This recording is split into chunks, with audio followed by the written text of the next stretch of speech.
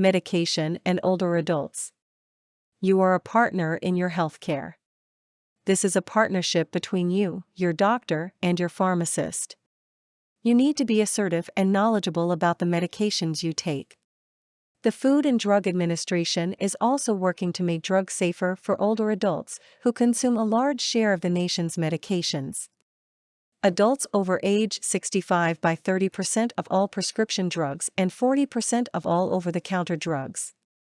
Almost every drug that comes through FDA for approval has been examined for effects in the elderly, says Robert Temple, MD, Associate Director for Medical Policy in FDA's Office of Drug Evaluation and Research. If the manufacturer hasn't done a study in the elderly, we ask for it. More than 15 years ago, the agency established guidelines for drug manufacturers to include more elderly patients in their studies of new drugs. Upper age limits for drugs were eliminated, and even patients who had other health problems were given the green light to participate if they were able. Also, drugs known to pass primarily through the liver and kidneys must be studied in patients with malfunctions of those organs. This has a direct benefit for older adults, who are more likely to have these conditions. In several surveys, FDA discovered that drug manufacturers had been using older adults in their drug studies. However, they weren't examining that age group for different reactions to the drugs. Now, they do. Today, every new prescription drug has a section in the labeling about its use in the elderly. Says Temple, the FDA has done quite a bit and worked fully with academia and industry to change drug testing so that it does analyze the data from elderly patients.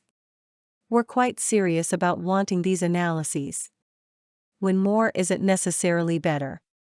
Of all the problems older adults face in taking medication, drug interactions are probably the most dangerous.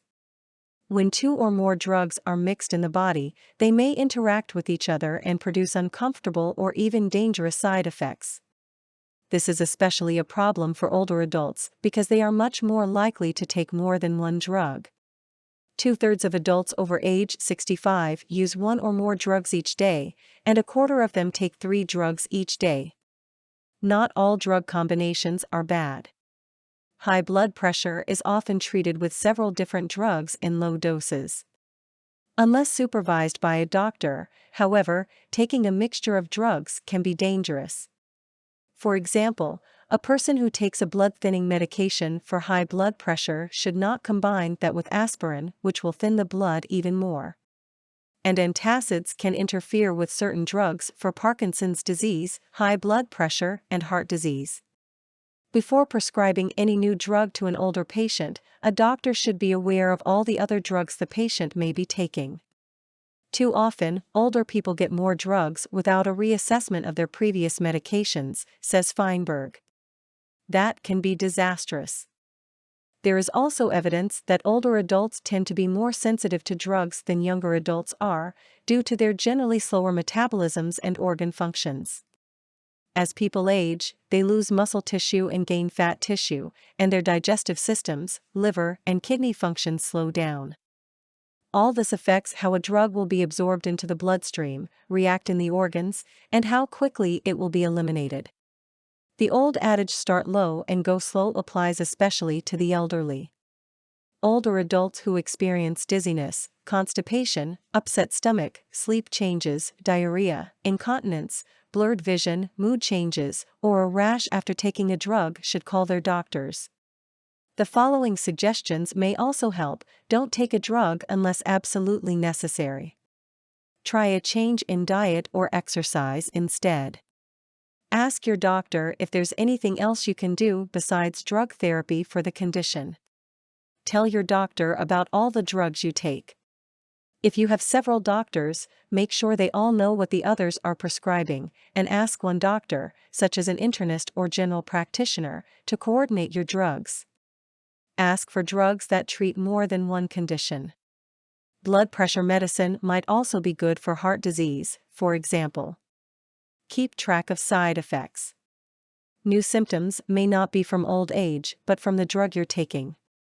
Try another medication if possible until you find one that works for you. Learn about your drugs. Find out as much as you can by asking questions and reading the package inserts.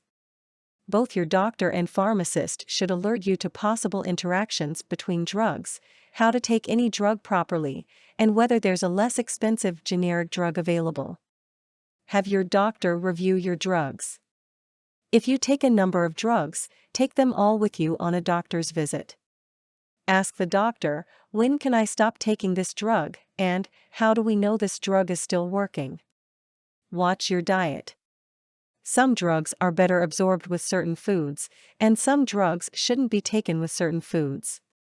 Ask a pharmacist what foods to take with each drug. Follow directions. Read the label every time you take the medication to prevent mistakes, and be sure you understand the timing and dosage prescribed. Don't forget. Use a memory aid to help you, a calendar, pill box, or your own system. Whatever works for you is best. Medicine and special needs. Arthritis, poor eyesight, and memory lapses can make it difficult for some older adults to take their medications correctly. Studies have shown that between 40 and 75% of older adults don't take their medications at the right time or in the right amount. About a quarter of all nursing home admissions are due at least in part to the inability to take medication correctly. A number of strategies can make taking medication easier. Patients with arthritis can ask the pharmacist for an oversized, easy-to-open bottle. For easier reading, ask for large type labels. If those are not available, use a magnifying glass and read the label under bright light. Invent a system to remember medication. Even younger adults have trouble remembering several medications 2 or 3 times a day, with and without food. Devise a plan that fits your daily schedule. Some people use meals or bedtime as cues for remembering drugs. Others use charts, calendars, and special weekly pill boxes. Mary Sloan, 78, keeps track of 5 medications a day by sorting her pills each evening into separate dishes. One is for morning pills, the other for the next evening. Then she turns each medicine bottle upside down after taking the pill so she can tell at a glance if she has taken it that day. You have to have a system, Sloan says. Because just as soon as I get started taking my pills, the phone rings, and when I come back to it, I think, now have I taken that?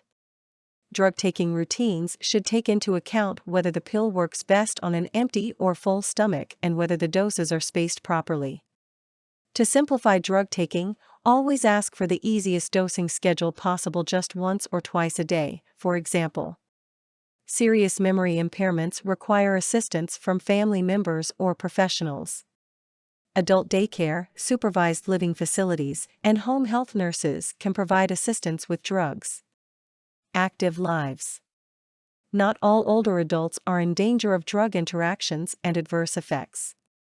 In fact, as more and more people live active lives well into their 80s or beyond, many take few medications at all. Among healthy older adults, medications may have the same physical effects as they do in younger adults. It is primarily when disease interferes that the problems begin.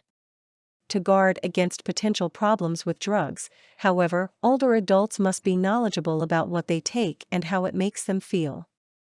And they should not hesitate to talk to their doctors or pharmacists about questions and problems they have with a medication. Says the University of Maryland's Feinberg, we need to have educated patients to tell us how the drugs are working. Cutting costs. The cost of medications is a serious concern for older adults, most of whom must pay for drugs out of pocket. Even those who have insurance to supplement Medicare must often pay a percentage of the cost of their medicines. For a new prescription, don't buy a whole bottle but ask for just a few pills. You may have side effects to the medication and have to switch. If you buy just a few, you won't be stuck with a costly bottle of medicine you can't take. For ongoing conditions, medications are often less expensive in quantities of 100. Only buy large quantities of drugs if you know your body tolerates them well. But be sure you can use all of the medication before it passes its expiration date. Call around for the lowest price. Pharmacy prices can vary greatly. If you find a drug cheaper elsewhere, ask your regular pharmacist if he or she can match the price. Other ways to make your prescription dollars go further include: ask for a senior citizen's discount.